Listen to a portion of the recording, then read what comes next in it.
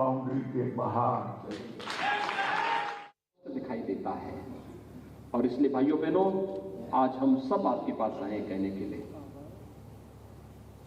पिछली सरकारें जब बनती थी, पहले सरकारें जब बनती थी, तो मुख्यमंत्री अपने लिए बंगला बनाता था, मंत्री अपने लिए बंगला बनाते थे। हमने कहा मुख्यमंत्री का तो कुछ है ही नहीं, मुख्यमंत्री तो प्रदेश के 25 करोड़ लोगों को ही अपना परिवार मानता है। इसलिए प्रदेश के अंदर 43 लाख गरीबों को एक एक मकान हम लोगों ने दिए हैं, 43 लाख गरीबों को। और पिछली सरकारें क्या करती थी? अपना मकान बनाती थी, अपना खानदान के बारे में सोचती थी। उनकी सोच न गांव के प्रति थी, न गरीब के लिए थी, न किसान के लिए थी, न नौजवान के लिए थी, न महिलाओं के लिए थी, किसी के लिए भी नहीं थी।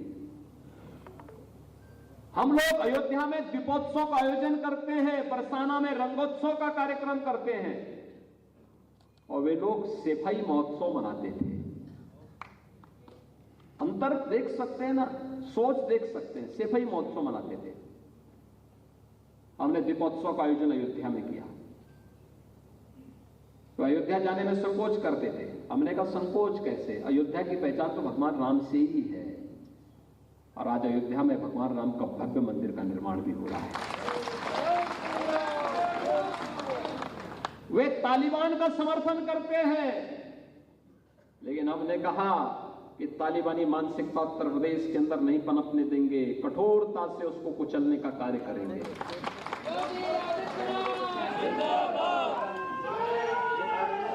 भाइयों बहनों, ये प्रदेश का पैसा कहां चला जाता था, अब समझ में आ रहा होगा ना।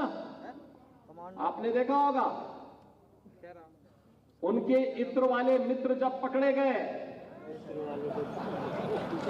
और इत्र वाले मित्र के घर से जेसीबी लगा करके हमने दीवारें तोड़ी। जेसीबी, मोटी मोटी दीवारें, आरसीसी की दीवार थी। जेसीबी को पहले होल किया गया, फिर उसे तोड़ा गया, और तोड़ करके जब उस पैसे से देखा अंदर, तो नोट की गड्डियां भरी पड़ी थी।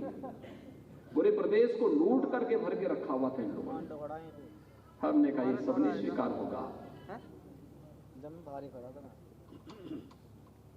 वे लूटते थे गरीबों का, विकास का पैसा लूटते थे, गरीबों का पैसा लूटते थे।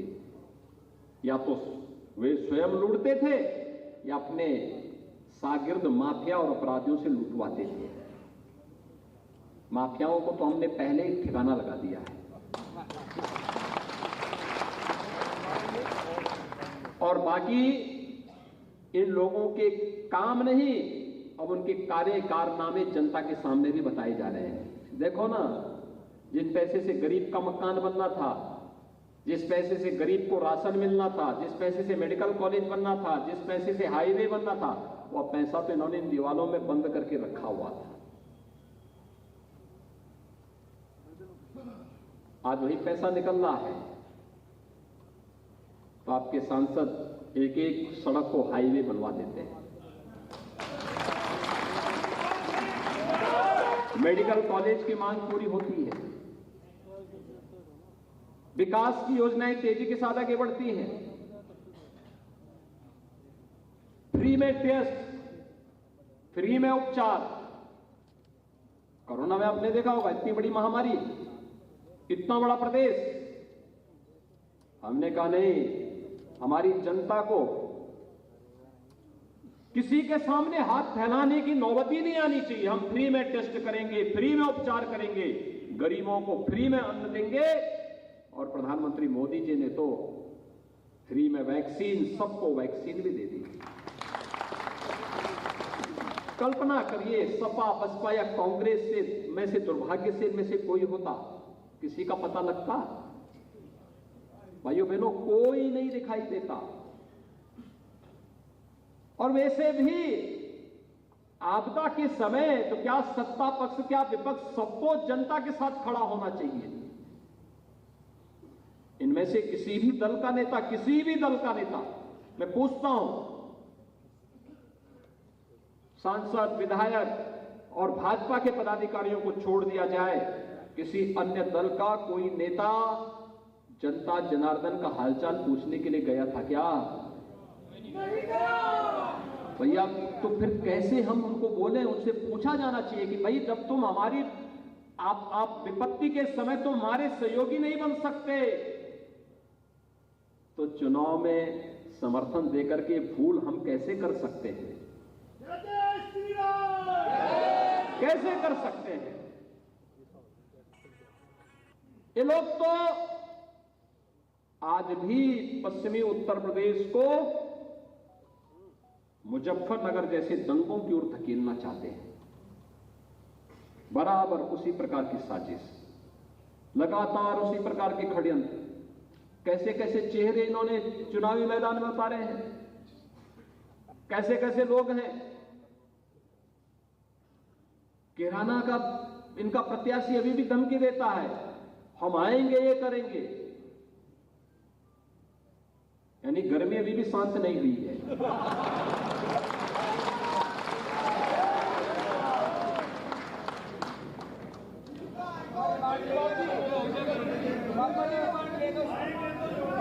मुजफ्फरनगर निर्दोष हिंदू भी मारे गए, उन पे मुकदमे भी दर्ज किए गए, और जब उन मुकदमों को हमारी सरकार ने खारिज किया कि नहीं ये सब फर्जी हैं, असली अपराधी तो दूसरे हैं, इन अपराधियों को ठीक किया जाना चाहिए, तब उनको बुरा लगता है। उन अपराधियों को ये लोग टिकट देते हैं। सहारनपुर में एक सिख विरोधी दंगा हुआ था, समाजवादी पार्टी के मुखिया उस दंगाई को गले से मिलते हैं। बुलंदशहर के अंदर भी ऐसे इन्होंने किया, स्याना के अंदर ऐसे ही किया। मुरादाबाद के उनके प्रत्याशियों की सूची तो देखिए, उनमें से एक व्यक्ति वो भी है जो कहता था कि तालिबान का अफगानिस्तान में ना बहुत अच्छा है। तालिबान का मतलब आधी आबादी का विरोधी, मानवता का विरोधी, बेशर्मी के साथ उसका समर्थन कर रहे हैं, और समाजवादी पार्टी उनको प्रत्याशी बनाती है। भाइयों बहनों, इनकी कोई विकास की सोच नहीं है, ये विकास कर भी नहीं सकते हैं, विकास उनका एजेंडा ही नहीं था। उनका एजेंडा तो एक सुनिश्चित योजना के अंतर्गत था, और वह एजेंडा था लूट खसोट का, भ्रष्टाचार का, अराजकता का, गुंडागिर्दी का, दंगों का। यही तो करते रहे 5 साल तक। 4 बार समाजवादी पार्टी को प्रदेश के अंदर सत्ता में आने का अवसर प्राप्त हुआ था, और 12 से 17 के बीच में तो इन लोगों ने जो किया, मुझे लगता है कि कोई भी स्वाभिमानी समाज इसको कभी भूलेगा नहीं, भूलना भी नहीं चाहिए। क्या मुजफ्फरनगर, क्या कोसी कला का दंगा, क्या बुलंदशहर का उपद्रव, क्या मेरठ के दंगे, क्या सहारनपुर के दंगे, क्या बिजनौर का उपद्रव, कोई जगह खाली थी क्या? हर जगह तो रोज दंगे होते थे, रोज होते थे। विकास ठप पड़ा था, अराजकता चरम पर थी। आज तो शांति है, आज तो दंगे नहीं हो रहे हैं, आज तो अराजकता नहीं है। आज तो किसानों को अपने खेत में अपनी मोटर सेट को बचाने के लिए, पंपिंग सेट को बचाने के लिए नहीं जाना पड़ रहा है। आज तो बिजली की समस्या नहीं है। हमारी सरकार ने तो बिजली भी दी, और बिजली के दाम आधे भी कर दिए हैं। इनके समय में तो अंधेरा ही था, अंधेरे में रहने के अभ्यस्त थे, बिजली नहीं देते थे। भाइयों बहनों, इनका विकास का जो मॉडल था वह विनाश का था, नकारात्मक था, अराजकता पैदा करने वाला था। और यही कारण था कि विकास का सारा पैसा बटोर करके या तो अपने नेताओं के घर में भेजते थे, या फिर माफियाओं के हवाले करते थे, और अगर कहीं थोड़ी बहुत कहीं लगता था कि करना है तो विकास का कहां का कराते थे मालूम है आपको? समाजवादी पार्टी की सरकार के समय का केवल एक विकास दिखाई देता, वो विकास है कब्रिस्तान की बाउंड्री वाल का।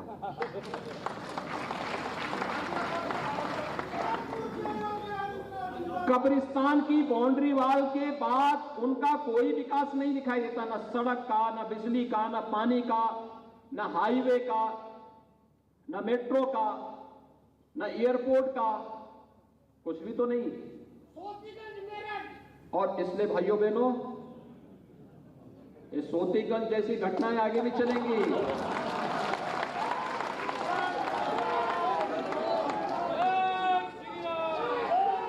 ये सब इनके गढ़ थे जहां पे हमारी जेसीबी और बुलडोजर चलती है बहुत मजबूती के साथ। और इसलिए भाइयों बहनों, विकास था ही नहीं उनका। हमारे यहां विकास होता है।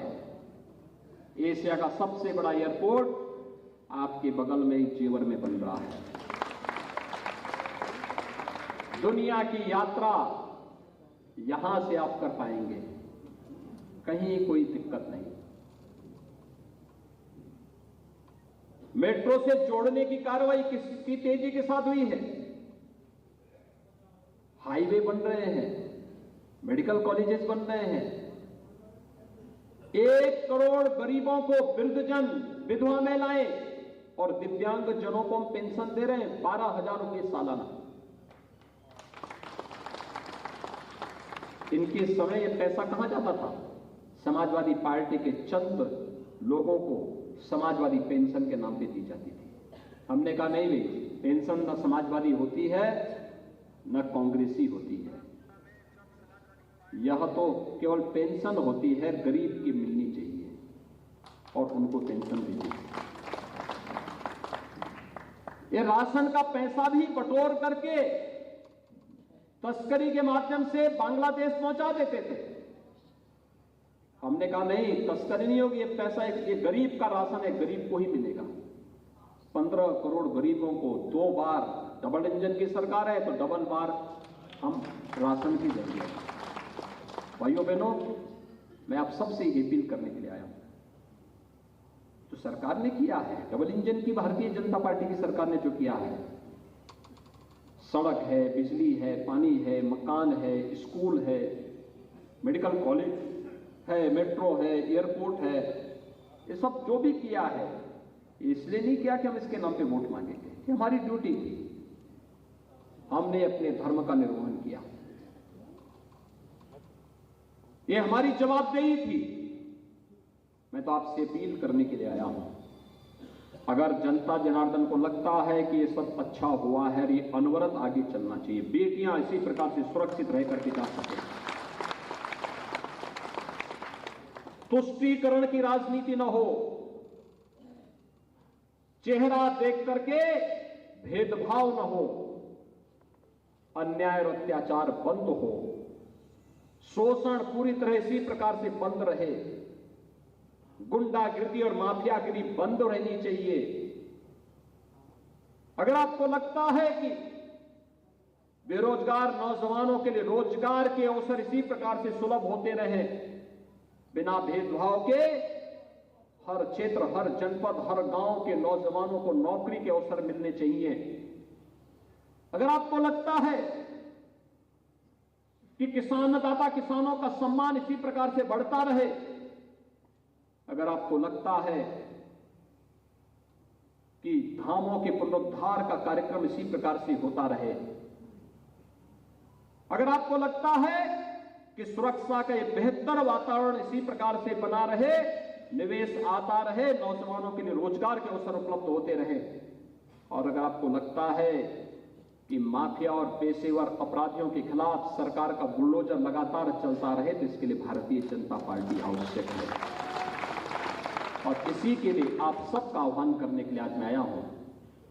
यहां से हम लोगों ने बड़ौदा से केपी मलिक को अपना प्रत्याशी बनाकर के आपके बीच में उतारा है। वे एक योग्य जनप्रतिनिधि के रूप में यहां की आवाज को सरकार के पास लगातार पहुंचाते रहे। सांसद और विधायक मिलकर के विकास के प्रति लगातार कार्य करते रहे। इसीलिए पार्टी ने उन्हें एक बार फिर से यहां से अवसर दिया है और उनका पूरे बागपत का पूरा सम्मान भारतीय जनता पार्टी रखेगी। समर्थन आपका, बाकी की जिम्मेदारी सरकार की, प्रदेश की, भारतीय जनता पार्टी की, और उस विश्वास के साथ आज मैं आपके बीच में आया हूं। आप सबसे मेरी अपील है, आपको भारतीय जनता पार्टी के चुनाव चिन्ह पर जहां कहीं भी कोरोना कालखंड में तो सभाएं बड़ी सभा होती, लेकिन मुझे अच्छा लगा, मैं यहां पर बड़ौद में आया हूं, कितने अनुशासित तरीके से आप लोग बैठे हुए हैं। और ये सचमुच ये यहां का बड़प्पन है, यही यहां की पहचान है, ये यहां की गौरवशाली परंपरा का प्रतीक भी है। मैं एक बार फिर से आप सबका अभिनंदन करता हूं और आप सबसे आह्वान करूंगा, भारतीय जनता पार्टी के प्रत्याशी को कोरोना कालखंड में बड़ी सभाएं नहीं हो पा रही है, हो सकता है कि 31 के बाद कुछ सभाओं का अवसर भले चुनाव आयोग दे, लेकिन वर्चुअली हम लोग डिजिटल माध्यम से, टेलीफोन के माध्यम से अपने नातेदार, रिश्तेदार, कोई ना कोई हमारे मित्रगण होंगे पूरे जनपद में, पश्चिमी उत्तर प्रदेश में, प्रदेश में, उनको टेलीफोन के माध्यम से, फेसबुक के माध्यम से, व्हाट्सएप के माध्यम से या और भी सोशल मीडिया प्लेटफॉर्म के किसी भी उसके माध्यम से आप जरूर संदेश भेजिएगा कि भारतीय जनता पार्टी क्यों आवश्यक है। और भाइयों बहनों, उसी विश्वास के साथ आज मैं यहां पर आया हूं, आप सबका समर्थन और सहयोग प्राप्त करने के लिए। आप सभी केपी मलिक जी के समर्थन में सभी लोग अपना समर्थन देंगे, आशीर्वाद देंगे। दोनों हाथ उठा करके फिर मेरे साथ बोलेंगे, दोनों हाथ उठा करके मेरे साथ बोलेंगे, भारत माता की, भारत माता की, भारत माता की, वंदे वंदे वंदे।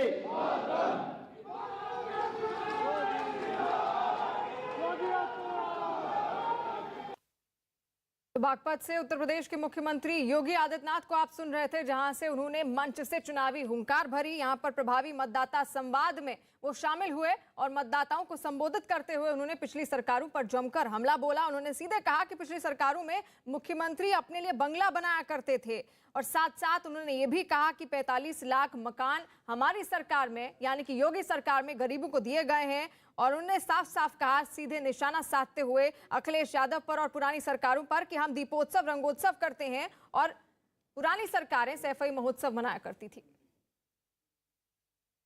वहीं योगी बागपत में चुनावी प्रचार कर रहे थे तो